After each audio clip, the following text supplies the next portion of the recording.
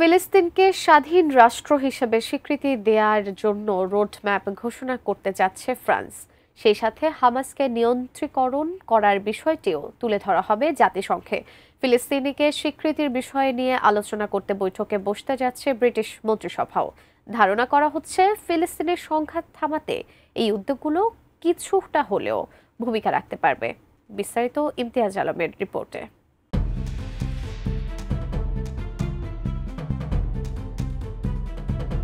প্রথমবারের মতো জাতিসংঘে হামাসের নিন্দা ও নিরস্ত্রীকরণ করার আহ্বান জানাতে যাচ্ছে আরব দেশগুলো। একই সঙ্গে ফিলিস্তিন রাষ্ট্রকে স্বীকৃতি দেওয়ার জন্য ইউরোপীয় দেশগুলোর প্রতি আহ্বান জানানো হবে। ফ্রান্সের পররাষ্ট্রমন্ত্রী জানুয়েল বারো এই তথ্য জানিয়েছেন। ব্রিটিশ বার্তা সংস্থা রয়টার্স এই খবর নিশ্চিত করেছে। শনিবার ফরাসি সাপ্তাহিক লা জার্নাল দু দিমানশেকে দেওয়া এক সাক্ষাৎকারে জানুয়েল বারো বলেন, এটি একটি দীর্ঘমেয়াদী পরিকল্পনার অংশ। ফ্রান্স ও সৌদি আরব যৌথভাবে এটিকে এগিয়ে নিয়েছে। এবারই প্রথম আরব দেশগুলো হামাসের নিন্দা করে তাদের নিরস্ত্রীকরণের দাবি তুলবে। এর ফলে হামাসের চূড়ান্ত বিচ্ছিন্নতা নিশ্চিত হবে।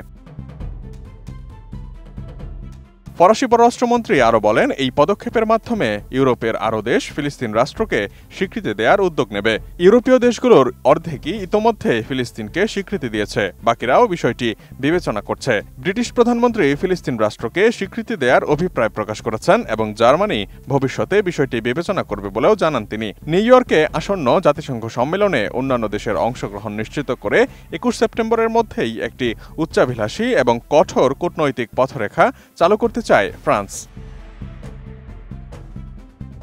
জাতিসংঘের সোমবার ও মঙ্গলবারের সম্মেলনে ফ্রান্স ও সৌদি আরব যৌথভাবে যুদ্ধ পরবর্তী একটি পথ নির্দেশনা তুলে ধরবে বলে জানা গেছে। এর লক্ষ্য থাকবে নিরাপত্তা, পুনর্গঠন এবং শাসন ব্যবস্থার কাঠামো নিয়ে দুই রাষ্ট্রভিত্তিক সমাধানে পৌঁছানো।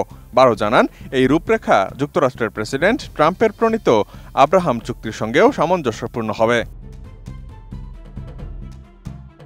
বসুন্ধরা টিস্যু, অশুদ্ধতার বিরুদ্ধে এক বিন্দুও ছাড় নয়। সাক্ষাৎকারে ফরাসি পররাষ্ট্রমন্ত্রী আরও বলেন, ইউরোপীয় কমিশন আগামী সপ্তাহগুলোতে ইসরায়েলের বিরুদ্ধে আরও কঠোর অবস্থান নেবে।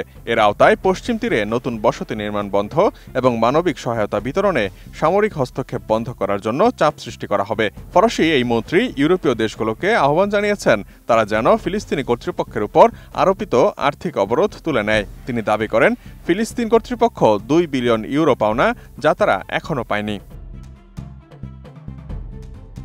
যদিও শনিবার ইতালির প্রধানমন্ত্রী জর্জিয়া মেলোনি বলেছেন, ফিলিস্তিন রাষ্ট্র গঠন না হওয়া পর্যন্ত স্বীকৃতি দেওয়া একটি অপ্রয়োজনীয় ও বিপরীতমুখী পদক্ষেপ। অন্যদিকে শুক্রবার জার্মান সরকারের মুখপাত্র জানিয়েছেন, তারা স্বল্পমেয়াদে ফিলিস্তিন রাষ্ট্রকে স্বীকৃতি দেওয়ার কোনো পরিকল্পনা করছে না।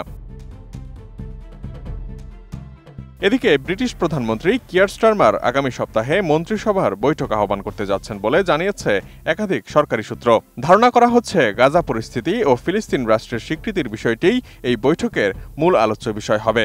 ফাইন্যান্সিয়াল টাইমস প্রথমে এই খবর প্রকাশ করে জানায়, বর্তমানে গ্রীষ্মকালীন অবকাশে থাকা ব্রিটিশ মন্ত্রীরা ১ সেপ্টেম্বর পর্যন্ত বিরতিতে থাকলেও তারা আগেভাগেই বৈঠকে বসবেন গাজা পরিস্থিতি নিয়ে আলোচনা করতে।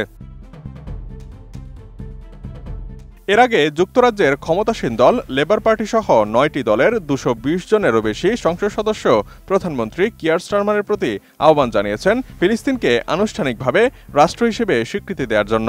লেবার পার্টির সদস্যরা ফ্রান্সের মতোই দ্রুত ফিলিস্তিনিকে স্বীকৃতি দেওয়ার পক্ষে।